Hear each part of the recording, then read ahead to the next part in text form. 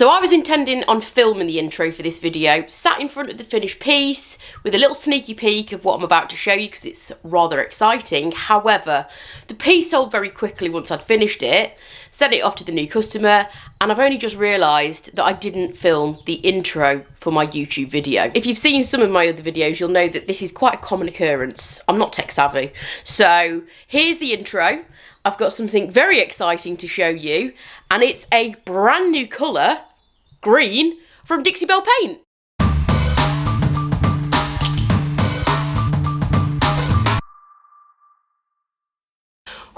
Let's just take it down a notch. That was very excitable. I am excited because Dixie Belle are launching some new colours, and within that release there are some greens. And if you know me, or if you followed me for a while, you'll know that I absolutely love anything green. All the greens, from the zingiest, brightest shade down to the more muted kind of olivey tones, and pretty much anything in between. I'd happily paint in green for the rest of my life. So I am excited. This is the colour that I'm going to be using today. This is a brand new shade called Thicket. It's more kind of like an olivey tone, which is bang on trend at the minute, and I'm going to be painting this bookcase behind. So I'll show you what the paint looks like. I'll also show you the other brand new colours. You're going to have to wait and watch the video for a little while longer to see those, but first, a little bit of prep.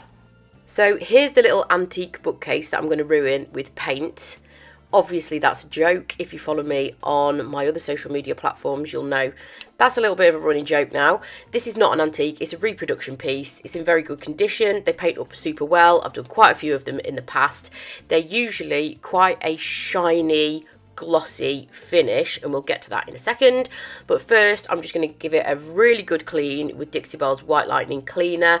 And this cleaner you do have to rinse, so just make sure when you've cleaned it you do give it a good rinse. I usually use a microfiber cloth dipped in some warm water and just keep rinsing it out, and just washing the cleaning residue off the surface.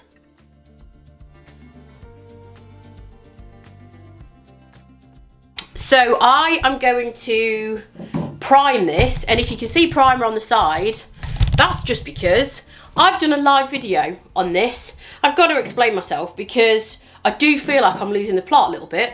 So I go live on the Dixie Belle YouTube channel every Tuesday at 1 o'clock UK time.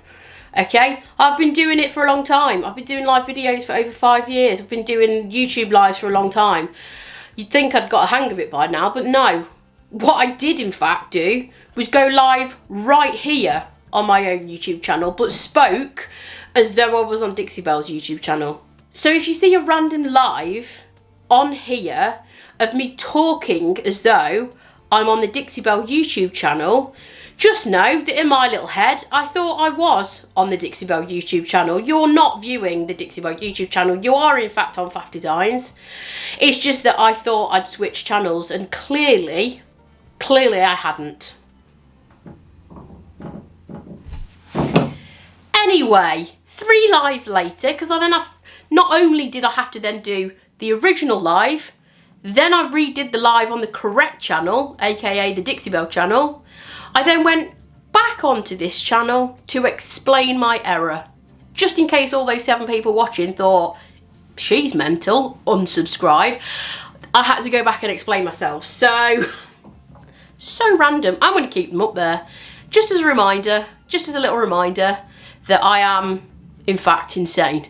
Anyway, back to prep. So as you can see, this is a very shiny, slippery surface. I've already primed this side, and I already primed this side on my live videos that I've just messed up. This is the primer that I'm going to use. This is Dixie Belle's problem solving primer. They used to have 2. Now they only have 1 because they made those 2 products into 1. So in the past they've done Slick Stick, which was for bonding to slippery shiny surfaces, so it was an adhesion primer. They also used to do something called Boss, which was for bleed through, but then they thought, no, we're just going to basically reformulate both of those and make one badass primer that does everything. So that's what Bond Emboss is. It blocks stains, it blocks odours. It also is an adhesion primer for those kind of slippery surfaces such as this. So if you have got a piece that is very shiny and you don't want to sand it for whatever reason, you just need a couple of coats of Bond Emboss primer. That creates the adhesion that the paint will then grip to, and you're good to go. Some people think that because you've used this product and haven't sanded your piece of furniture, that you haven't done prep. That's actually not the case. This is a form of prep. The most important thing to do is to clean your pieces. I just realised the camera was pointing at my face then and not at the piece of furniture. So the most important thing you can do is clean your piece of furniture first, but then from there it really is dictated by the furniture that you're painting. It would be stupid of me to spend quite a long time trying to break through that glossy finish of this piece when I can use this primer, which is essentially going to give my paint something to grip onto, and that's all I want. I want my paint to adhere to the surface, whether that's with sanding or whether that's with an adhesion primer like this. So with this product you do 2 coats and leave it to dry for 24 hours before you paint.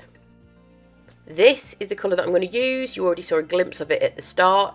Always make sure to stir your paints before you use them. I'm going to be using a synthetic brush for this because I'm just going for quite a simple finish and I want a nice kind of smooth outcome for this. I'm not having any texture in the paint or anything like this. You can see, I know I say this on a lot of videos, but you can see how good the coverage is. Just to remind you, this is part of Dixie Belle's brand new chalk mineral paint collection. There's lots of greens and a few neutrals in there as well, and all of the products that I will be showing you in this video will be linked in the description below, and they are affiliate links, so that means if you click on them and purchase something, I will earn a small commission, but it will not cost you a penny more to do so. I did 2 coats of this colour and then let it dry. I'm going to come back to that in a second because I am going to do something on the drawer front, but I feel like it would be a good time to show you the other colours in the range. These are them. There's 3 whites and 4 greens, all very kind of soft colours, and these are the greens that I'm swatching for you now, just so that you can see them next to each other, and I've also added the names for them as well, and I'll be linking them in the description below. So I'm going to do some stripes on here. I'm going to use one of the new whites. This one's called Magnolia, and for this you're going to need masking tape, you are going to need a small brush and also some clear coat. So I'm just using painter's tape here, which is quite a low tack, which is perfect for using over freshly painted surfaces, and I'm going to use the masking tape to space out my stripes so that I get nice even stripes. Don't have to measure them with a tape measure or anything like that. Use maths or anything, because that is not how I roll. So I'm just using a piece of tape as my spacer and then adding the tape so that I've got nice evenly spaced stripes. These drawers have got a little bit of beading around the edges, which does make it a little bit tricky, but all you need to do is just make sure your tape is pressed down really well and gets right into the kind of join in between the beading and the drawer front. You don't want any gaps in your masking tape because obviously your paint is going to seep under. And then what I'm going to do is seal the masking tape using Clear Coat. So this is just Clear Coat Satin. It's just the easiest product that I find to use. I'm going to use a small synthetic brush and then I'm just going to really lightly apply a coat of Clear Coat straight over the top of my masking tape, and that seals the edges and prevents your paint from leaking underneath the masking tape. Obviously this video is sped up and edited, but you do need to let your clear coat completely dry before you use your paint for your stripes. So that drying down of the clear coat seals the edges of your masking tape, stops the paint from seeping under. So apply your paint that you're going to use with your stripes, and then you need to peel your masking tape off when that paint is still wet. If you leave your paint to dry, you just risk cracking and peeling, so I just find it works best when you take your tape off when the paint is wet.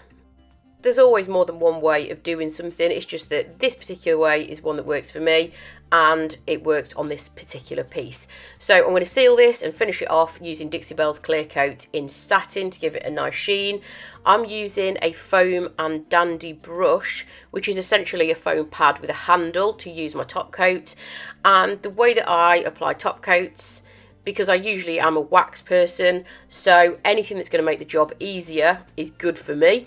So I'm using this brush, which does help. It doesn't have bristles, so you don't get any streaks or anything. And I work in small areas. I just whack the top coat on, and then once I've got a nice thin layer over the top, I just lay it off, which is basically running your brush or foam pad in one direction, in this case left to right over the top, which is going to help your top coat lie nice and smooth.